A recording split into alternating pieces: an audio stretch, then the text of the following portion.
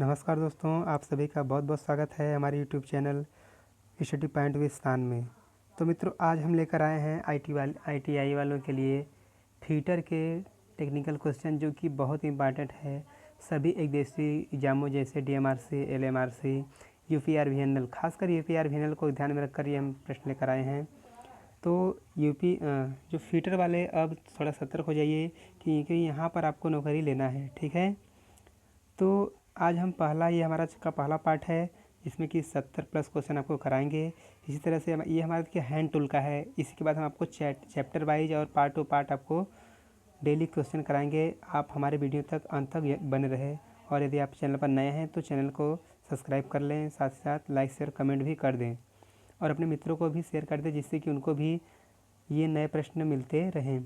तो मित्रों, हम बता दें कि जितने भी फीटर की जितने भी पोस्टिंग होती है उसमें लगभग देखिए 70 से 80% जो हमारे प्रश्न आते हैं वो फीटर के थियरी से आते हैं। तो यदि आपने थियरी मजबूत कर ली तो आपको नौकरी पाने से कोई रोक नहीं सकता।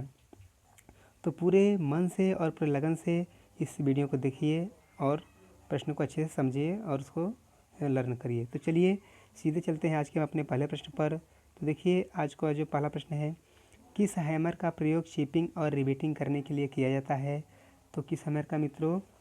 हमारा जो होता है आपका ये वाला हो जाएगा आपका बॉल पेन हैमर, ठीक है।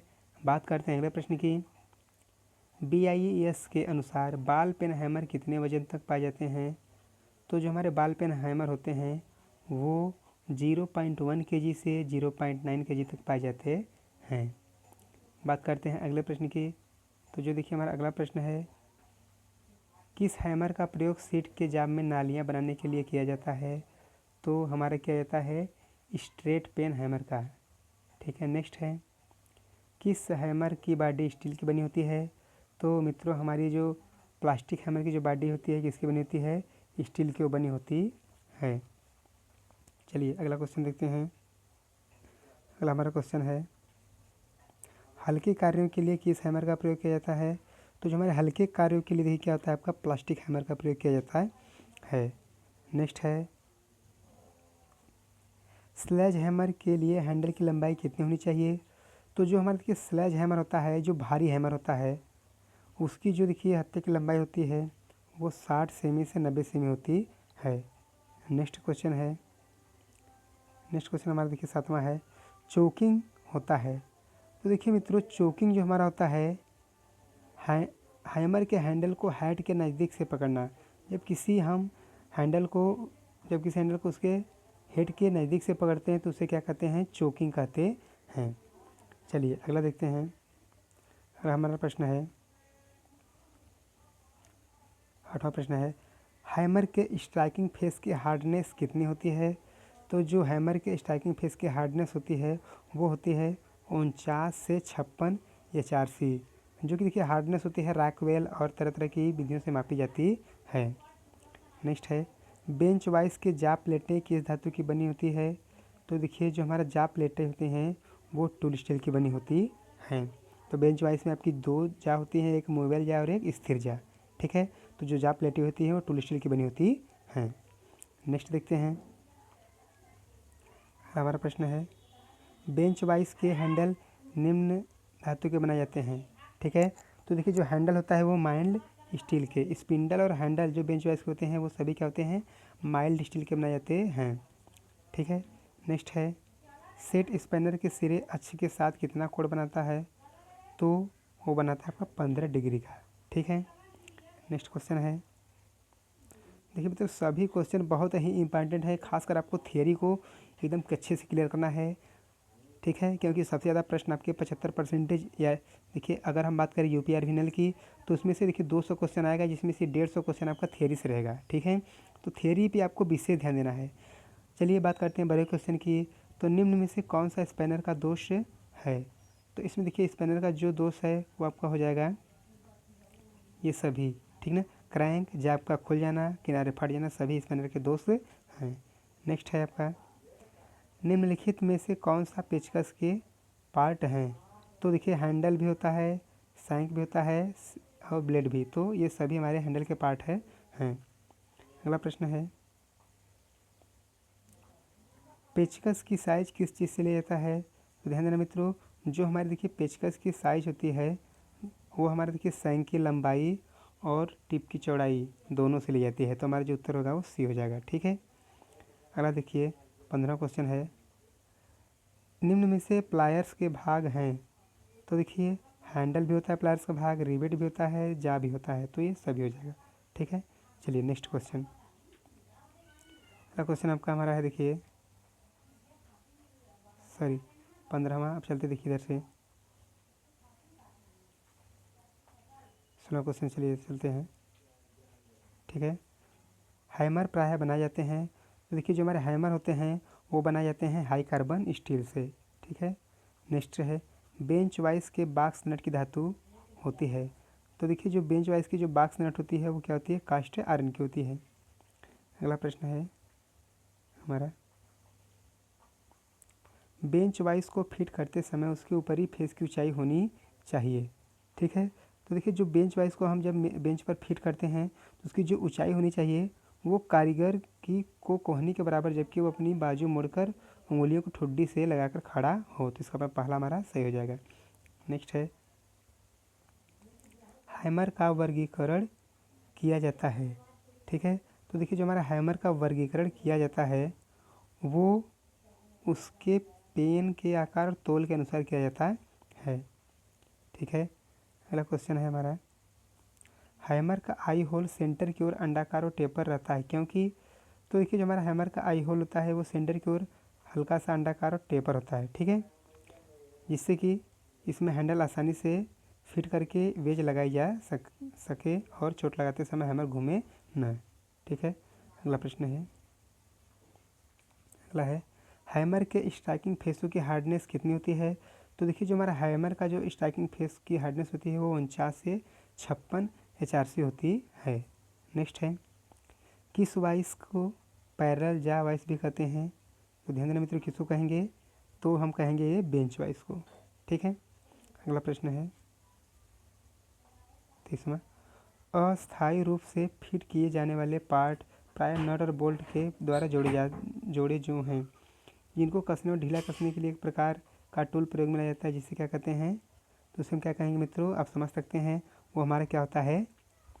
वो हमारा होता है स्पाइनर्स। ठीक है, जिसको आप स्पाइनर कहते हैं या रिंच। नेक्स्ट है हमारा अगला क्वेश्चन, किस स्पिनर के सिरे खुले होते हैं और उनके सिरे अंश के साथ 15 अंश का कोण बनाते हैं? तो आपका क्या हो जाएगा? Set spanner. ठीक है ना, सेट स्पैनर के सिरे जो होते हैं वो 15 अंश में खुले होते हैं। अगला प्रश्न है, चलिए अगला प्रश्न है हमारा, किस स्पैनर के मुंह के साइज को घटाया बढ़ाया जा सकता है?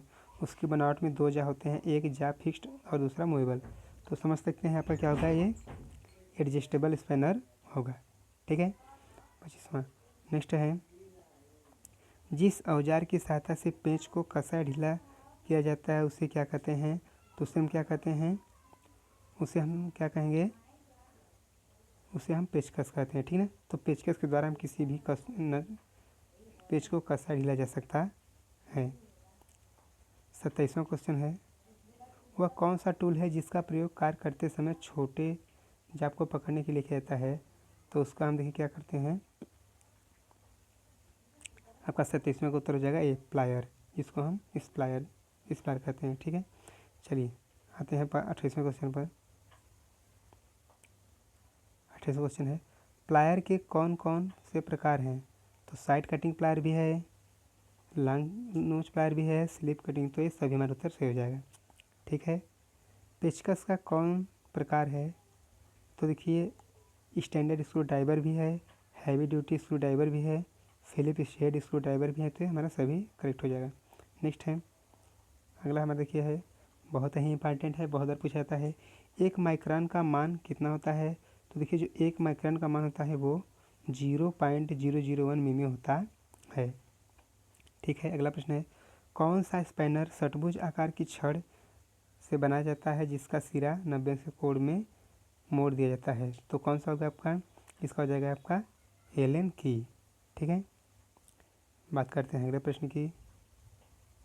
तो हमारा 32वां प्रश्न है, वाइस का साइज निम्न से लिया जाता है। तो ध्यान देना, जो वाइस की साइज ली जाती है वो जबड़े की चौड़ाई से ली जाती है। नेक्स्ट है, हैमर के लिए निम्न में से कौन सी धातु प्रयोग की जाती है? तो पहले ही बता दिए हैं। देखिए जो हैमर के लिए जो होती है, अगर आपका हाई कार्बन स्टील नहीं दिया है तो आपका क्या हो जाएगा, आपका इसका देखिए 33 का जो क्वेश्चन सही होगा आपका क्या हो जाएगा, कास्ट स्टील। ठीक है। प्रश्न 34वां प्रश्न है, सीट के किनारे मोड़ने के लिए किस हैमर का प्रयोग करेंगे? तो देखिए जो हम सीट के किनारे मोड़ेंगे तो कौन सा करेंगे, क्रॉस पेन हैमर का प्रयोग करेंगे। ठीक है। अगला प्रश्न है 35वां, हैमर के फेस को फैलने से बचाने के लिए निम्न में से कौन सा उपाय करते हैं?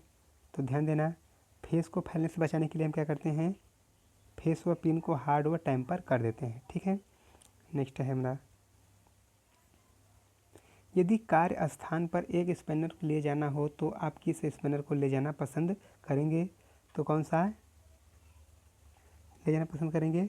36वें का जो हमारा करेक्ट आंसर होगा क्या होगा, वो डी, एडजस्टेबल स्पैनर, जिससे कि उसको अलग अलग साइजों में एडजस्ट किया जा सके। ठीक है। बिजली के काम में आप कौन सा प्लायर पसंद करेंगे? तो बिजली के काम में हम देखिए साइड कटिंग प्लायर पसंद करते हैं। ठीक है। अगला प्रश्न है हमारा, स्क्रू ड्राइवर किस धातु के बनाए जाते हैं? तो देखिए जो हमारा स्क्रू ड्राइवर होता है वो हाई कार्बन स्टील से बनाया जाता है। नेक्स्ट क्वेश्चन है, जब स्क्रू ड्राइवर को घुमाना कठिन हो तो आप कौन सा स्क्रू ड्राइवर प्रयोग करेंगे? तो वहाँ पर देखिए फिलिप स्क्रू ड्राइवर प्रयोग किया जाता है। ठीक है। बात करते हैं हम अगले प्रश्न की। 40वां हमारा प्रश्न है, देखिए हमारा प्रश्न है यहाँ पर, हैमर के ऊपरी भागों को पिन तथा निचले भाग को फ्रेम कहते हैं, इन दोनों के बीच के भाग को क्या कहते हैं? तो इन दोनों के जो बीच देखिए बीच का भाग होता है उसको क्या कहते हैं, पोस्ट कहते हैं। नेक्स्ट क्वेश्चन है, हैंडल आई होल से बाहर ना निकले इसलिए इसमें वेज ठोक दी जाती है तथा आई होल को निम्न से किस प्रकार बनाया जाता है? देखिए जो हमारा आई होल होता है वो बनाया जाता है अंडाकार। नेक्स्ट है, बाल पिन हैमर रिवेटिंग के काम आता है, तो सीट के किनारे मोड़ने के लिए कौन सा हैमर प्रयोग किया जाएगा? तो वहाँ पर आएगा आपका क्रॉस पिन हैमर। ठीक है। नेक्स्ट क्वेश्चन की बात करते हैं। 43वां क्वेश्चन है, रा जाप को पकड़ने के लिए वाइस में हार्ड जाप प्रयोग किए जाते हैं, तब तैयार जाप को पकड़ने के लिए इनमें से कौन सा जाप प्रयोग करेंगे? तो वहाँ पर हम करेंगे सॉफ्ट जाप। सॉफ्ट जाप का प्रयोग इसलिए करेंगे कि वो मुलायम रहेगा और हमारे जाप पर निशान नहीं होगा। ठीक है। अगला प्रश्न है, अगला हमारा 44वां प्रश्न है, आयताकार जाप को पकड़ने के लिए साधारण बेंच वाइस प्रयोग की जाती है, बेलनाकार जाप को पकड़ने के लिए इनमें से कौन सी वाइस प्रयोग की जाएगी? तो देखिए बेलनाकार जाप के लिए हम क्या करते हैं, कॉम्बिनेशन बेंच वाइस का प्रयोग करते हैं। चलिए नेक्स्ट देखते हैं, तंग स्थानों में जहाँ पर स्क्रू हेड के ऊपर खुली जगह न हो खोलने के लिए आप कौन सा स्क्रू ड्राइवर प्रयोग करेंगे? तो वहाँ पर तंग स्थानों पर देखिए हम क्या करते हैं, ऑफसेट स्पिनर का प्रयोग करते हैं। नेक्स्ट है, बेंच वाइस के स्पैंडल की धातु होती है, तो देखिए जो बेंच वाइस की स्पैंडल की धातु होती है क्या होती है, वो आपकी होती है माइल्ड स्टील। ठीक है। नेक्स्ट क्वेश्चन है,